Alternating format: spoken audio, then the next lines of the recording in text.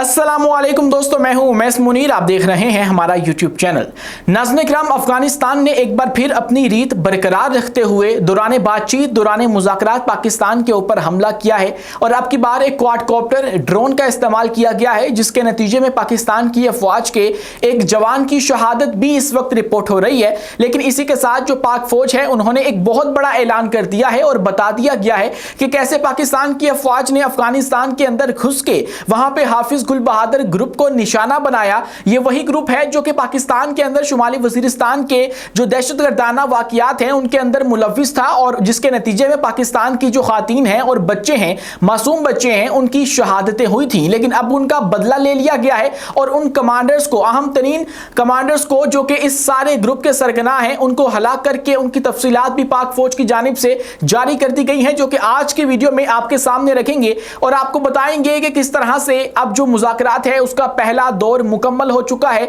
एक ऐसे मुज़ाकरात जो कि 3 इंटेलिजेंस एजेंसीज के माबैन हो रहे हैं, पाकिस्तान, अफगानिस्तान और कतर। अब इन तीनों ने दोहा के अंदर जो मुज़ाकरात किए हैं, बंद कमरा मुज़ाकरात किए हैं, उन बंद कमरा मुज़ाकरात की कुछ तफसीलात सामने आ रही हैं। क्या वाकई अब पाकिस्तान अफगानिस्तान के अंदर रजीम चेंज कर सकता है? ये कौन सी धमकी है जो कि पाकिस्तान ने अफगानिस्तान को लगाई है? इन तमाम तफसीलात से आज की इस वीडियो के अंदर पर्दा उठाएंगे और आपको बताएंगे कि कैसे पाकिस्तान का JF-17 थंडर, एक तूफानी तैयारा, अब एक और इस्लामी मुल्क के हवाले कर दिया गया है। उसकी तीसरी जो डिलीवरी है वो कर दी गई है। ये कौन सा इस्लामी मुल्क है जिसको पाकिस्तान ने ये JF-17 थंडर का जो ब्लॉक 3 है, लेटेस्ट वर्जन है, वो पहुंचा दिया है? इन सब पर बात करेंगे, इनकी तफसीलात आपके सामने रखेंगे और आगे चलकर आपको यह भी बताएंगे कि किस तरह से भारत एक और ऑपरेशन सिंदूर की तैयारी कर रहा है। एक और धमकी, एक और भड़क जो हमारे हमसायों की जानिब से लगाई गई है, उसका जवाब पाकिस्तान की अफवाज किस तरह से देंगी। ब्रह्मोस की धमकी अब की बार लगाई गई है कि पूरा का पूरा जो पाकिस्तान है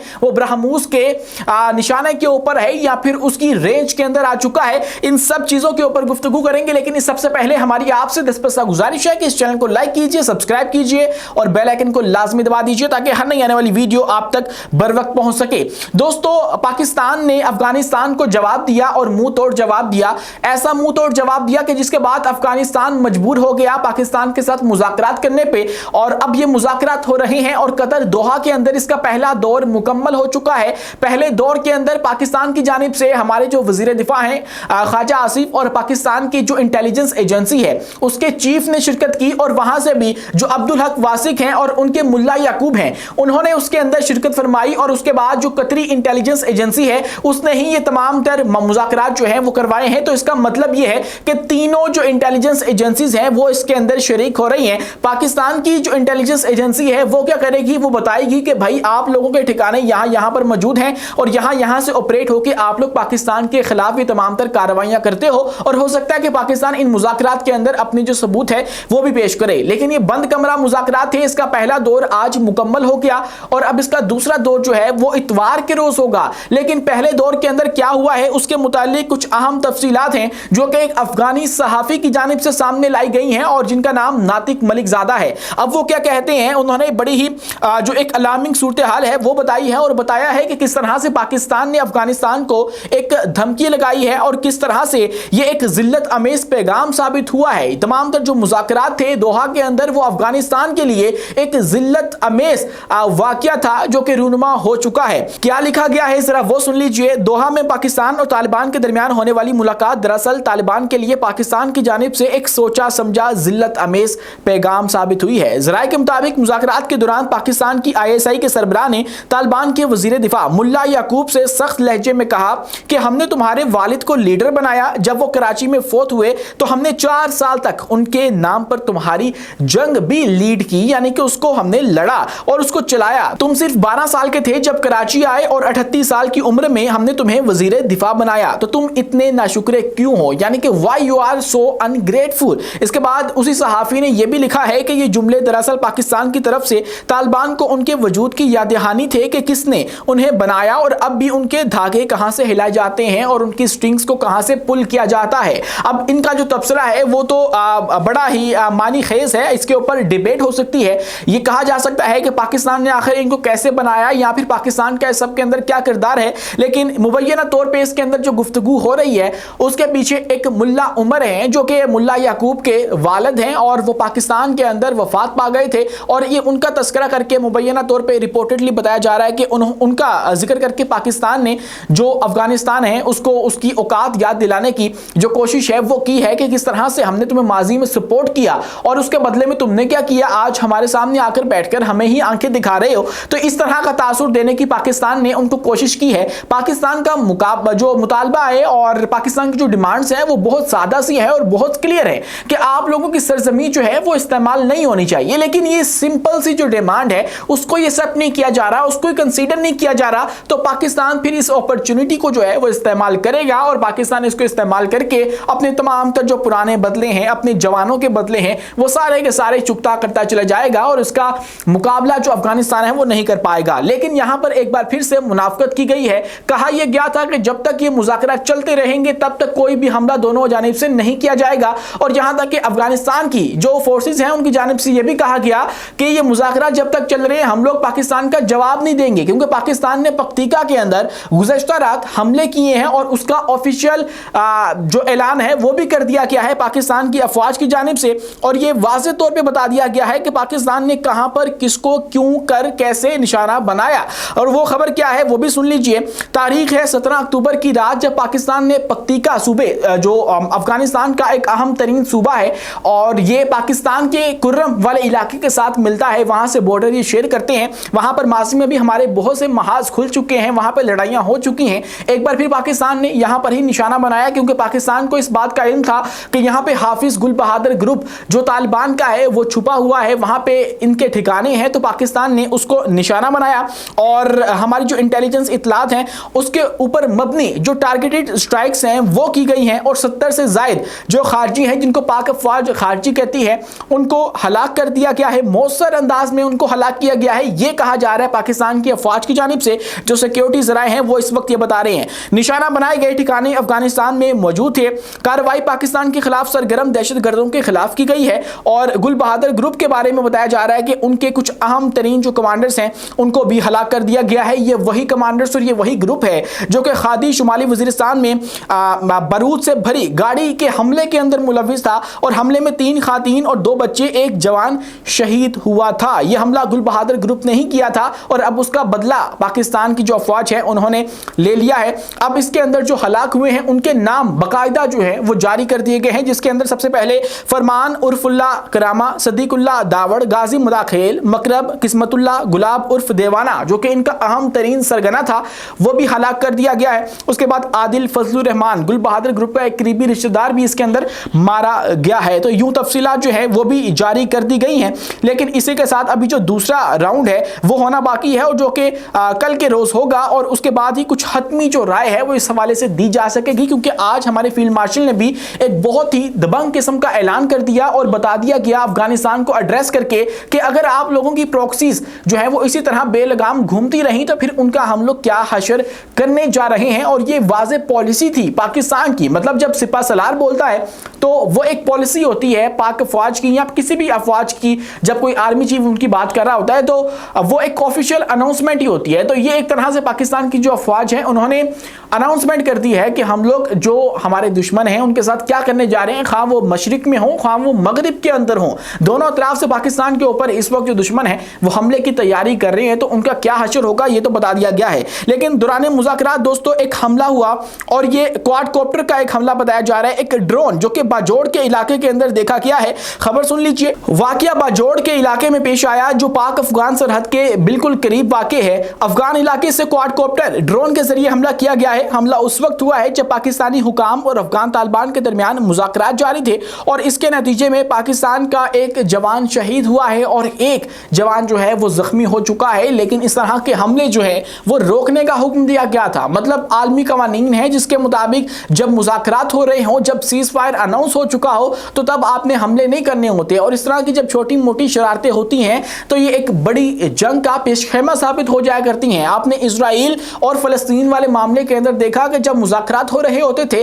तो इजराइल इस तरह के काम इसलिए करता था ताकि मुज़ाकरात को सबूताज किया जा सके और जो नेतन्याहू है उसको तवालत मिल सके। तो क्या अब अफगानिस्तान भी इसी तरह की शरारतें करके बिल्कुल इजराइल के पैटर्न के ऊपर चलने की कोशिश कर रहा है? सवाल तो यहां पर यह उठता है, अगर इन्होंने एक ड्रोन हमला किया है तो पाकिस्तान पाकिस्तान की अफवाज तो ये बात पहले से ही क्लियर कर चुकी हैं कि हमारे ऊपर अगर आप लोगों की सरजमीन से हमला होगा तो हम लोग आपकी जो लोग हैं, आपके जो मासूम शहरी हैं, हम लोग उनको निशाना नहीं बनाएंगे, हम अफगान फोर्सेस को भी निशाना नहीं बनाएंगे। हम जिनको निशाना बनाएंगे वो होंगे खारजी दहशतगर्द, जिनका हमें पता है कि ये वहां पर मौजूद है, उनके ठिकाने वहां पर है और वहां से पाकिस्तान के खिलाफ ये हमले लॉन्च कर रहे हैं। तो इसके लिए फिर हम आपकी सरजमीन के अंदर घुस भी सकते हैं, क्योंकि हमारे पास ये हक मौजूद है। पाकिस्तान के ऊपर जब हमला होता है तो उसका जवाब देने का जो हक है वो किसी के पास भी होता है। तो इसीलिए पाकिस्तान समझता है कि हमारे पास ये हक है और हम लोग उसका जवाब देंगे। तो अब तक ये है कि पाकिस्तान की जानिब से एक तरफ तो जो अफगानिस्तान है उसको एक तरह से एक धमकी लगाई गई है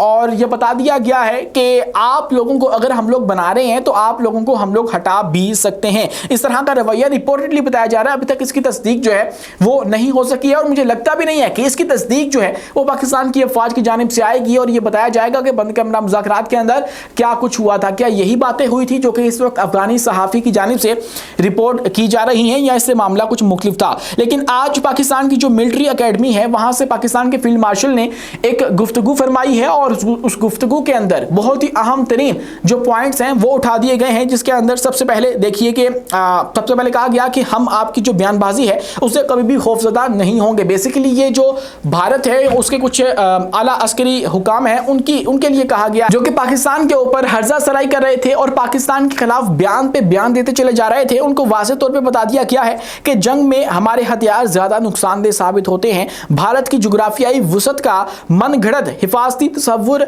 खत्म कर देंगे। यानी कि ये बात बार बार रिपीट पे की जा रही है। पाकिस्तान की अफवाज की जानिब से ये बार बार कहा जा रहा है कि आपकी जो जियोग्राफिकल इम्यूनिटी मिली हुई है आपको, कि आपके बहुत दूर दराज के जो इलाके हैं उनको तो पाकिस्तान निशाना ही नहीं बना सकता है या पाकिस्तान दिल्ली तक नहीं पहुंच सकता है, ऐसा नहीं होगा। अब की बात पाकिस्तान के पास जो प्लान है वो लगता ये है कि हम लोग दूर तक निशाना बनाएंगे और अपने लॉन्ग रेंज जो मिसाइल है उनका इस्तेमाल हो सकता है। फिर उसके अंदर हम लोग जो क्रॉस दी बॉर्डर दूसरी साइड पे हमारे जो दोस्त ममालिक हैं उनकी मदद हासिल कर सकते हैं, जिसके अंदर बांग्लादेश शामिल है। तो इस तरह से हम लोग जो इनके जियोग्राफिकल इम्यूनिटी वाले इलाके हैं, यानी कि जहां पर पाकिस्तान के हवाले से तसव्वुर किया जाता है कि पाकिस्तान वहां पे नहीं पहुंचेगा और वहां तक अटैक नहीं करेगा, तो हम लोग उनको भी निशाना बनाएंगे। ये बात जो है वो रिपीट पे की जा रही है पाकिस्तान की जानिब से, तो इसका कोई ना कोई मतलब लाजमी है। तो इसी के साथ जो पाकिस्तान के जो सिपा सलार हैं उन्होंने एक बात और भी की और वो ये की कि तालिबान रजीम को इन प्रॉक्सियों पर लगाम डालनी होगी जिनकी अफगानिस्तान में पनाहगाहें हैं। यानी कि एक बार फिर पाकिस्तान की अफवाज की जानिब से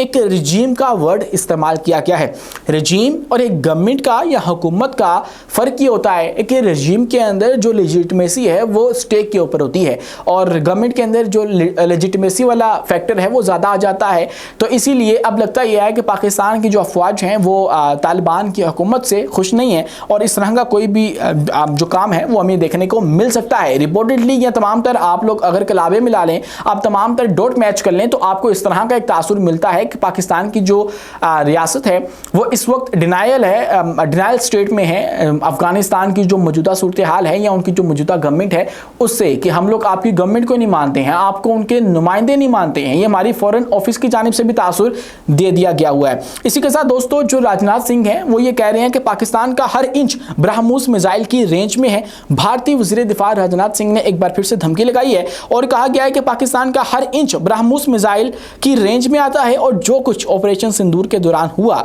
वो तो सिर्फ एक ट्रेलर था। तो यहाँ पे मैं ये सोच रहा हूँ कि अगर वो सिर्फ ट्रेलर था और उसके अंदर आपकी इतनी तबाही हो गई, एक रात में आपके अरबों डॉलर्स डूब गए, आपके जहाज गिरा दिए गए, उसको ज़मींदोज़ कर दिया गया, आपके सैकड़ों की तादाद में जो फौजी हैं उनकी हलाकत हो गई, तो फिर जब पूरी फिल्म आप रिलीज़ करेंगे तो उसका क्या बनेगा? उसके अंदर कहीं आप लोग अपनी पूरी की पूरी जो फ़ज़ाइया है उसका एक कब्रिस्तान ना तामीर करवा लीजिएगा या फिर अपनी जो अफवाज हैं उनको मिटवा ना लीजिएगा पाकिस्तान से। तो इससे ज़्यादा बेहतर यही है कि ये जो फ्लॉप फिल्म आप लोग शूट कर रहे हैं इसको आप लोग तर्क कर दें और इसको रिजेक्ट करके जो है वापस कर दें, क्योंकि स्क्रिप्ट जो आप लोग फॉलो कर रहे हैं ये पाकिस्तान को पहले से मालूम है और पाकिस्तान इसकी तैयारी करके ऑलरेडी ऑलरेडी बैठा हुआ है, बस आपका इंतजार है, आप आइए और आकर अपना जो इनाम है वो वसूल कर लीजिए। नाज़रीन किराम, इसी के साथ एक और बहुत बड़ी खबर ये सामने आ रही है कि पाकिस्तान का एक तूफानी तैयारा JF-17 थंडर ब्लॉक 3 जो कि अब आज़रबाईजान के अंदर देखा गया है। कुछ तस्वीरें ऐसी सामने आई हैं जो कि हमें ये बता रही हैं कि पाकिस्तान ने